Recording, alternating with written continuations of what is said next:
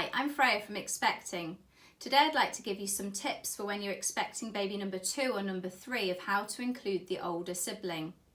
Start by looking through some pictures of them when they were a baby. Sit with them and point out the little features, maybe tell them about the things that they did when they were small, and this will help them to relate to the new baby. Think about getting hold of a doll and show them how to hold the baby well and support its head, maybe even practice changing the doll's nappy. Try to avoid telling them it's going to be fun and exciting because actually newborns don't do a great deal and they could be highly disappointed. If they're used to sitting on your lap when you read to them, maybe get hold of a cushion that's their new special book cushion that they sit on when you read to them. This way, when the newborn arrives, they're not going to be fighting for space on your lap. The first time that your older child meets their new baby brother or sister, try not to actually be holding them, so perhaps have them in the Moses basket, for example. This way it's their new brother or sister rather than mommy or daddy's new baby.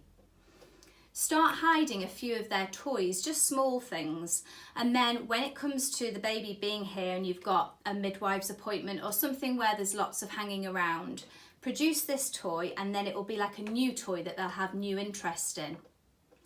It's a totally different kettle of fish when you've got more than one child when it comes to safety.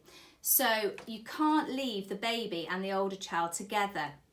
They may have the best intentions trying to pick the baby up if they're crying from the crib, but actually it can be quite dangerous.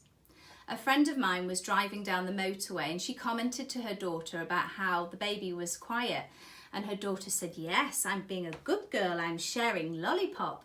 Can you imagine the stress? So they have the best of intentions, but it's not safe to leave them unattended.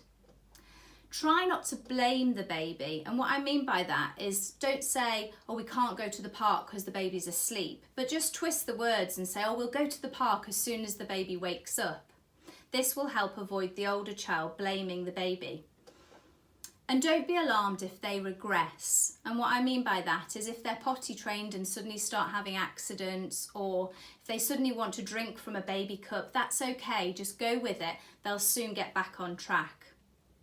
If you'd like to be reminded of what to expect when you're going into labour or birth or early parenting, check out expectingclasses.co.uk.